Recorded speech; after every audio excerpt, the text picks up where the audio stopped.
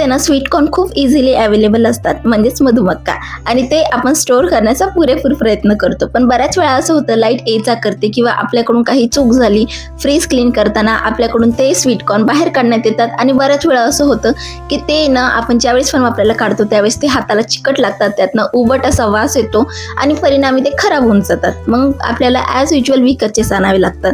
मी बऱ्याच वेळा असं नोटीस केलं आणि माझ्यासोबत सुद्धा झाले. त्यामुळे मी तुम्हाला ना हॉनेस्टली सांगते, तुम्ही अशा पद्धतीने जर मी सांगते पुढे त्या पद्धतीने जर स्वीट कॉर्न स्टोअर केला ना, तो कमीत कमी 1 वर्ष आरामात टिकेल.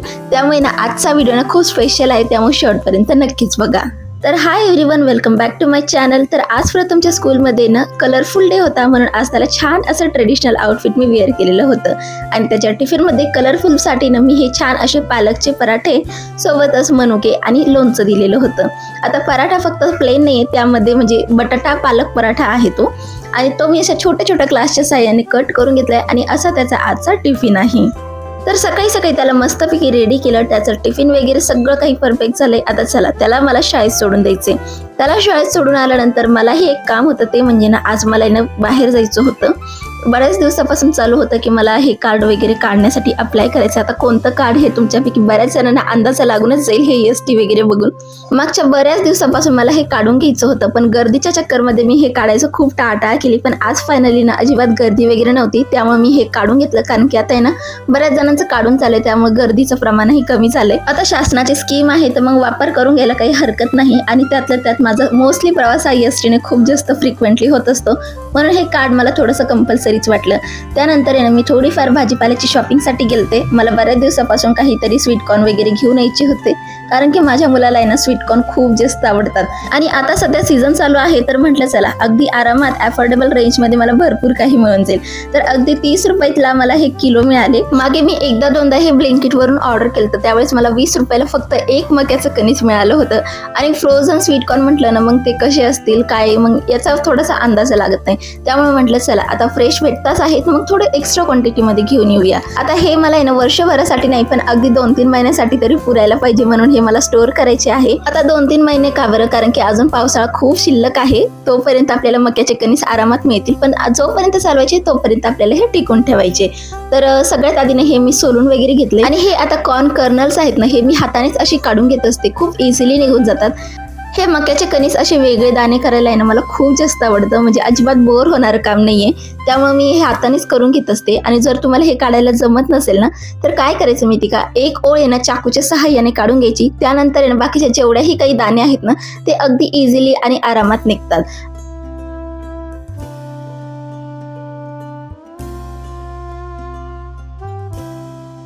अगदी 10-15 मिनिटांमध्ये हे सगळे कॉर्न कर्नल्स असे सेपरेट झालेले आहे. आता याला आपल्याला आहे ना स्टोअर करायचे आहे. तुम्ही हवं असेल ना तर असे स्टोअर केलं ना तर 8 ते 15 दिवस हे फ्रीजरमध्ये आरामात टिकतात, पण आपल्याला थोडे जास्त दिवस टिकवायचे आहे, त्यामुळे ही एक स्टेप आपल्याला करायची आहे. तर सगळ्यात आधी काय करायचं, आपल्याला भरपूर असं पाणी घ्यायचं. मी इथं 1 ते 1.5 लिटर पाणी घेतलेलं आहे आणि ते इथं उकळायला ठेवलेलं आहे. आता जोपर्यंत हे पाणी उकळत आहे तोपर्यंत मी मार्केटमधून थोडीशी ना भाजीपाला घेऊन आलते. त्यामध्ये कोथिंबीर आणि पालक होती, तेच आता मला इथे निवडून ठेवायचे आहे. आजकाल माझ्या मुलाच्या टिफिनमध्ये ना मी जास्त करून पालक वगैरे देण्याचा खूप जास्त प्रयत्न करते. त्याला अशी पालकची भाजी वगैरे दिली ना तो खात नाही, पण ज्यावेळेस मी त्याला असं पालकचा पराठा असो किंवा पालकचा धिरडं वगैरे काही दिलं ना तर तो आरामात खातो. त्यामुळे ना मला ना पालकची प्युरी ही हमेशा बनवून ठेवावी लागते, तर ती पण मी तुम्हाला पुढे शेअर करते. आता इथं पाणी तुम्ही बघू शकतात बऱ्यापैकी गरम झालेलं आहे. आता यामध्ये ना आपल्याला चवीनुसार मीठ घालायचं आहे. आता मधुमक्का जी असते ना ही नॅचरली अशी गोड असते, त्यामुळे यामध्ये मी साखर वगैरे काही घालत नाही. पण बऱ्याच ठिकाणी मी बघितलंय की त्यामध्ये साखर सुद्धा घालतात, आणि मार्केटमधले जे कदाचित असतील तर त्यामध्ये थोडीफार साखर घालत असतील प्रिझर्व करण्यासाठी. पण हे खूप बऱ्यापैकी गोड आहे, त्यामुळे यामध्ये मी साखर वगैरे काही घातलेली नाहीये. आता हे मी पाण्यामध्ये ॲड करते आणि आता हे आपण 5 ते 7 मिनिटासाठी उकळून घेऊया. पावसाळ्यामध्ये ना भाज्या जर ओल्या असतील ना तर त्या फ्रीजमध्ये जरी ठेवल्या तरी टिकत नाही. मग त्यासाठी मी काय करते, जशा पालेभाज्या आणलेल्या आहेत ना त्या तशाच मी थोड्याशा ड्राय होऊ देते आणि निवडून वगैरे ते कापडामध्ये अशा गुंडाळून वगैरे ठेवत असते. यामुळे काय होतं, याला ओलावा वगैरे राहत नाही आणि जर राहिला असेल थोडंफार तर ते हे कापडामध्ये ऑब्झर्व होऊन जातं आणि परिणामी आपले जे काही पालेभाज्या असतील त्या लॉंग टर्मपर्यंत टिकतात. मोस्टली म्हणजे बघायला गेलं ना तर पालक खूप लवकर खराब होतं. त्यामुळे ना मी अगदी ना 3-4 पदराचा असा सुती कापड घेते आणि यामध्ये मी माझा पालक स्टोअर करत असते. आता यामध्ये ना मी अर्धा पालक यामध्ये स्टोअर करून ठेवते आणि अर्धा जो पालक आहे याची मी पेस्ट बनवून घेणार आहे. त्यामुळे ना हे स्टोअर करण्यासाठी पण मी असं सुती कापड वापरलेलं आहे आणि हे कमीत कमी 8-15 दिवस आरामात टिकेल. आता हा अर्धा पालक आहे आणि अर्धा पालक हा जुना पालक आहे. आता हा पालक आपण ब्लांच करून घेऊया. तर आता कॉर्न शिजले का नाही हे आपल्याला कशावरून कळेल, तर ज्या वेळेस पण हे मक्याचे कणिस शिजतात ना त्यावेळेस हे सगळे मक्याचे दाणे खाली बसलेले ना ते वरती येतात. आता बघू शकतात हे अजून वरती आलेले नाही, म्हणून थोडा वेळ आपण अजून शिजू देऊया. आज बाजारामध्ये ना फुलं खूप छान अवेलेबल होती. म्हटलं चला थोडीफार फुलं आपल्या देवपूजेसाठी घेऊन येऊया, म्हणून मी ना अगदी 30 रुपयाचे एवढे मोठे फुलं घेऊन आले आणि हे फुलं आहे ना मला कमीत कमी 15-20 दिवस आरामात टिकतात. त्यामुळे ना असे मला इकडून तिकडून फुलं आणायची गरज पडत नाही देवपूजेसाठी. आणि तसं पण आहे ना देवपूजा करताना ना फुलं जर ठेवली ना तर खूप छान वाटतं. त्यामुळे मला असं वाटतं की 10-20 रुपये फुलांसाठी खर्च करायला काही व्यर्थ नाही. आता हे फुलं सुद्धा ना 8-15 दिवस टिकावी यासाठी सुद्धा मी कापडाचाच वापर करते.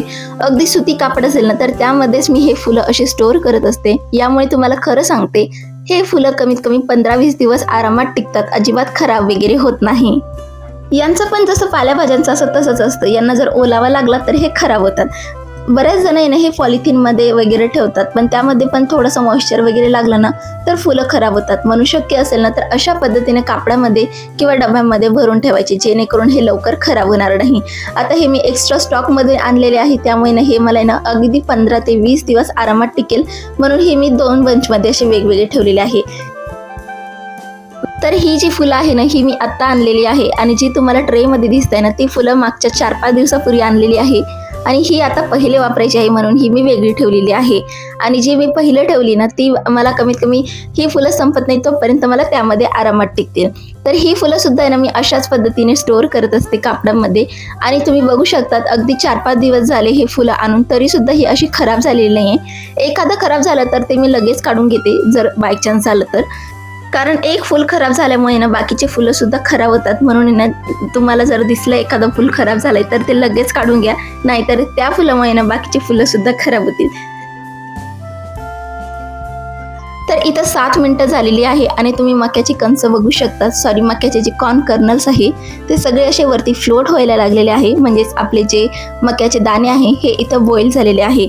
आता हे आपल्याला ना स्टोअर करण्यासाठी अजून एक प्रोसेस करायची आहे, ते मी तुम्हाला सांगते. आता सगळ्यात आधी ना आपल्याला हे ना गाळून घ्यायचे आहे, म्हणजे यातलं जे एवढं एक्स्ट्राचं पाणी आहे ना ते आपल्याला स्ट्रेन करून घ्यायचं आहे. तर काही अशा प्रकारच्या स्ट्रेनरमध्ये मी हे काढून घेत आहे आणि हे कम्प्लिटली थंड होऊ द्यायचे. आणि महत्त्वाचं म्हणजे ना एक्स्ट्राचं जेवढं पाणी असेल ना हे आपल्याला अशा पद्धतीने काढून घ्यायचे. आता जोपर्यंत एक्स्ट्राचं पाणी इथं निघून येतंय तोपर्यंत मी इथं पालकसुद्धा ब्लांच करून घेत आहे. तर पालक ब्लांच करण्यासाठी ना इथे मी ना भरपूर असं 1 ते 1.5 लिटर पाणी घेतलेलं आहे. आता यामध्ये 2 चमचे मी मीठ घातलेलं आहे आणि अर्धा चमचा साखर घातलेली आहे आणि सोबतच पालक यामध्ये ॲड करायचं आहे. साखर घातल्यामुळे काय होतं, जर पालकमधला जो मात्रट अशी चव असते ना ती निघून जाते आणि पालक खाताना अजिबात जाणून वगैरे येत नाही. त्यामुळे ना थोडीशी साखर नक्कीच घाला. आता यामध्ये ना आपल्याला पालक घातल्यानंतर काय करायचे, अगदी 2 ते 3 मिनिटांमध्ये हा पालक आहे ना सॉफ्ट होऊन जातो. आता पालक ब्लांच होतोय तोपर्यंत मी ही मक्याची दुसरी प्रोसेस करते, ती म्हणजे ना आता यामधून ना एक्स्ट्राचं जेवढं काही पाणी आहे ना शक्य होईल तेवढं सगळं निघून गेलंय आणि हे थोडंसं गरम सुद्धा आहे. आता याला तुम्ही असं जर स्टोअर केलं ना तर याचे ना तुम्हाला आहे ना असे आईस ब्लॉक्स निघतील ज्यावेळेस तुम्ही याला फ्रोझन कराल त्यावेळेस काय करायचं आहे आपल्याला, तसं होऊ नये म्हणून आहे ना आपल्याला काय करायचं आहे, हे कॉर्न कर्नल्स आहे ना असे कापडावरती अंथरून ठेवायचे आहे, जेणेकरून एक्स्ट्राचं जेवढं काही पाणी असेल मॉइश्चर असेल ते यामध्ये निघून येईल आणि आपले जे काही कॉर्न कर्नल्स आहे यामध्ये मॉइश्चर राहणार नाही एक्स्ट्राचं. आपल्याला आहे ना हे थोडंसं असं पुसून सुद्धा घ्यायचं आहे, जेणेकरून एक्स्ट्राचं यामध्ये पाणी राहणार नाही. आता हे पाणी ना निघून जावे यासाठी ना आपण अशा पद्धतीने याला कापडावरती काढून घेऊया आणि फॅन खाली अगदी अर्धा तास किंवा 15 मिनिटासाठी आपण असं सोडून देऊया. यामुळे काय होतं, एक्स्ट्राचं पाणी निघून जाईल आणि महत्त्वाचं म्हणजे ना ज्यावेळेस आपण हे कॉर्न्स आहे ना फ्रोझन करू ना त्यावेळेस ना त्याचा ब्लॉक्स वगैरे काही होणार नाही, तो अगदी सेपरेट दाणे राहतील. आता मक्याचे दाणे मी हे फॅन खाली ठेवलेले आहे आणि तोपर्यंत आपला पालक सुद्धा इथे ब्लँच झालाय. याला सुद्धा आपण आता काढून घेऊया. पालकमधला एक्स्ट्राचं पाणी काढून घ्यायचं आहे आणि त्यानंतर पालक लगेचच आपल्याला आहे ना थंड पाण्यामध्ये काढायचं आहे. यामुळे काय होतं, याची एक्स्ट्राची जी कुकिंग आहे ना ती तिथेच थांबल्या जाते आणि पालकचा जो कलर आहे ना तो सुद्धा तसाच इंटॅक्ट राहतो. म्हणून पालक ब्लँच झाल्यानंतर एक्स्ट्राचं गरम पाणी काढून घ्यायचं आणि लगेच थंड पाण्यामध्ये घालायचं. यानंतर पालकमधलं जेवढं काही एक्स्ट्राचं पाणी आहे ते आपल्याला अशा पद्धतीने निपळून घ्यायचे. आता हे आपण आहे ना लगेचच मिक्सरच्या जारमध्ये ट्रान्सफर करू. तुम्हाला हवं असेल ना तर तुम्ही असंच याला फ्रीजमध्ये ठेवू शकतात, पण मला उद्या सकाळी लगेचच याचे पराठे वगैरे बनवून घ्यायचे किंवा मी कशामध्येही वापरते, त्यामुळे मी लगेचच याची प्युरी वगैरे बनवून घेत असते. तर अगदी फाईन अशी मी याची प्युरी बनवत असते. थोडंसं पाणी वगैरे घालते कारण की ना मी हे उद्या लगेच वापरणार आहे, 2-3 दिवसामध्ये वापरण्यात येईल म्हणून मी पाणी घातले. तुम्ही जर जास्त दिवसासाठी ठेवणार असेल तर जास्त पाणी अजिबात घालू नका. आता ही प्युरी ना आपण एअरटाईट कंटेनरमध्ये ट्रान्सफर करूया आणि ही जी प्युरी आहे ना 4-5 दिवस आरामात टिकते, फ्रेश राहते, खराब होत नाही. तुम्हाला जर घाईची वेळ असेल ना तर अशा पद्धतीने तुम्ही पालक ब्लँच करून पेस्ट करून नक्कीच ठेवू शकतात. आता इथं 10 ते 15 मिनिटं झालेली आहे आणि यामधलं एक्स्ट्राचं जेवढं काही पाणी आहे ते सगळं यामधून निघून गेलेलं आहे. आता याला आपण लगेचच फ्रोझन करू घेऊ शकतो. या स्टेजनंतर आहे ना तुम्ही हे मक्याचे कणीस आहे ना अगदी 2-3 महिने आरामात एन्जॉय करू शकतात. याचा अगदी आईस ब्लॉक वगैरे काहीही होणार नाही. अगदी आरामात टिकतील आणि सुटसुटीत सुद्धा राहतील, जसे की मार्केटमध्ये आहे तसलेच. आता यासाठी ना मी अशा झिपलॉक बॅगचा वापर करत आहे. तुम्ही हवं असेल ना तर एअरटाईट कंटेनर जे असतात ना ते सुद्धा वापरू शकतात, पण फ्रीजरसाठी ना मला हे झिपलॉक बॅग खूप प्रेफरेबल वाटतात आणि छान सुद्धा आहे. आणि महत्त्वाचं म्हणजे ना हे इझिली अवेलेबल सुद्धा आहे मिशोवरती, बजेट फ्रेंडली आहे. त्यामुळे तुम्ही ना फ्रीजरसाठी काही वापरणार असेल ना तर हे नक्कीच वापरू शकतात. आता हे तुम्ही डीप फ्रीजरमध्ये ठेवून द्या आणि तुम्ही हे कमीत कमी 2-3 महिने आरामात एन्जॉय करू शकतात. चला तर मग आजचा व्लॉग मी इथेच संपवते. भेटूयात अजून एका इंटरेस्टिंग व्लॉगसह. तोपर्यंत बाय बाय.